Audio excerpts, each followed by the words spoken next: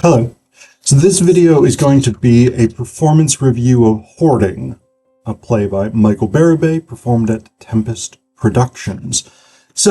And directed by Cynthia Mazand. Hoarding is a play about a conflicted mother-daughter relationship.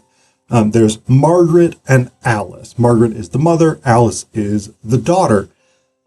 The play basically opens with Alice returning home. She's not been back to see her mother for about 2 years, and it's been about 2 months since Margaret broke her hip, and Alice has not been there to help. So that's an immediate point of friction. When Alice gets there, what she finds in Margaret's house is just piles and piles and piles of stuff. Newspapers and magazines going back to 1998, old toys that the children and grandchildren have outgrown, random junk, etc., etc. But mixed in with all of this random junk is really important papers and things like this. So Alice starts basically frenetically tidying up is the way that I would describe it. She devotes herself to cleaning, or as Margaret puts it, throwing away all of her stuff. It's very much so that becomes one of the conflicts between them. And as Alice works through trying to, what I think she sees as fix up her mother's life, because alongside this, she is looking into Margaret's financials, which seem questionable. She's concerned about how many different prescription drugs Margaret is taking, different painkillers and things like this, alongside drinking a lot of wine. And so Alice does very much feel, for at least the beginning portion of the play, that she is dedicated to trying to help her mother straighten out her life. Margaret is very resistant to this, in part because Alice is doing all of this really without her consent. Like, Margaret didn't ask Alice to come and sort through things. She didn't ask Alice to come and comment on her prescription medications, etc., etc. And so there is friction there. As the play develops, we also get the sense that Alice's compulsive sort of need to try and tidy up her mother's life may also be rooted in her own guilt about not being around and not helping her mother when Margaret broke her hip. But we also get additional conflict in this, in that it becomes increasingly clear that Margaret is staying in this house and trying to fix this house up because she wants to ensure that her son Timothy, or Timmy, has a place to go with his kids if he goes back to using drugs and if he loses his job. We find out that Timothy has stolen from Margaret. And Alice, this causes a huge rift between the two women, because Alice has always resented the way that Margaret and Alice's dad, Margaret's now ex-husband, the way that they continually bailed Timothy out of trouble, even when he was at fault for the trouble that he was in. Even when it was his fault, they continually bailed him out and supported him and gave him break after break after break in a way that they didn't support Alice. So all of these sort of different tensions arise over the course of the play. And the other character in this play, the third character is Ellen, who's Margaret's neighbor and friend. And she periodically comes in basically just to sort of chat briefly. And she's in a very odd position within the play because she's Margaret's friend. She's concerned about Margaret. She's happy that Alice is there to help, but she's also concerned about Alice not being there enough. And so she's in this sort of middle space. And the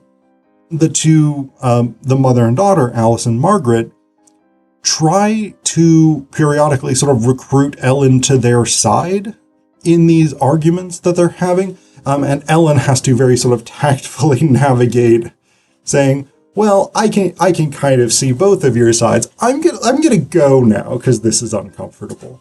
And so we get those moments as well. The Tempest Productions performance was excellent. So one of the things that really worked quite well for this show is that Tempest Studios is quite a small performance space. It's a sort of black box theater, 25 chairs or something in there, something like that. A very, very small performance space.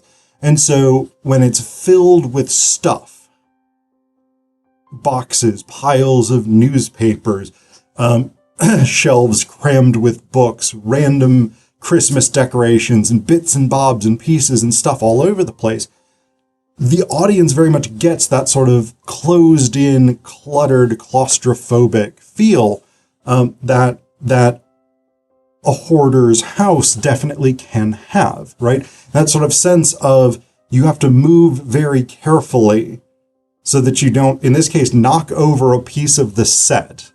Because the set, like, my partner and I sat in the front row of on the wings of the audience. There were 2 rows. In the middle, there was 3 rows. But we sat in the front row on one of the wings, and you had to kind of sit slightly at an angle so that you didn't bump into I think it was a bench covered in boxes.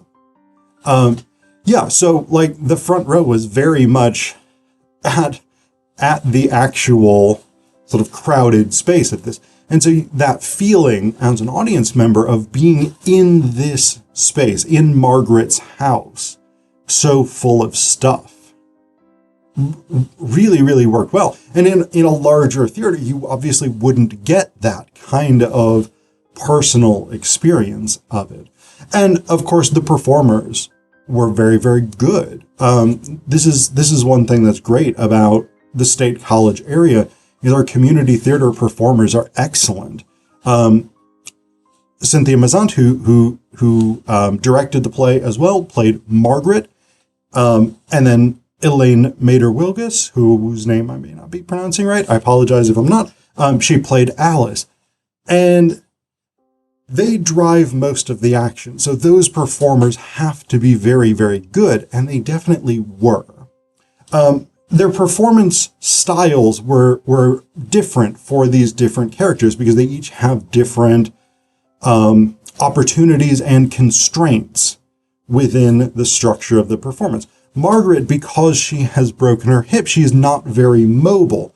And so Mazat had to navigate creating this character primarily through facial expressions, through sort of posture, through tone of voice, etc., rather than really being able to sort of move freely and develop the character in that way.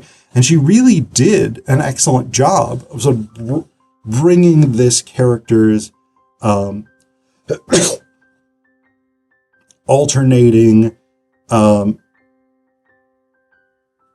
anger and resentment and fear and uncertainty and hope and desire for the best for her children. Mazant brought all of these things to life through her performance, and again, primarily through facial expression, through posture, through tone of voice, etc., etc. Mater Wilgus had much more sort of freedom of movement. But again, that freedom of movement becomes this sort of pathological need to keep moving, almost, right? That sort of, the character has to keep doing things continually, in part because that becomes a sort of defense mechanism against this guilt that she feels over not having been around or sufficiently supportive or whatever it is of her mother. And so Mater Wilgus was able to do that really, really well, but also to channel those sort of big emotions of fear for her mother's life, about how many pills she's taking with wine, about to channel anger and resentment at the perceived benefits that Timmy has gotten that she has not, to channel this frustration as Margaret continually resists her attempts to help, etc., etc. So it's very, very powerful performances between the two of them. And then again, the third character, Ellen, played by Stephanie Gates, it's a much smaller role in the sense that Ellen is not on stage very often. But again, it's a complicated role because she is very much sort of pulled back and forth between this mother and daughter. And Gates, I think, did a really, really good job portraying that sort of discomfort and that very polite, tactful attempt to navigate these conflicts without hurting either woman's feelings. Overall, it was a very, very good production of a very, very interesting play.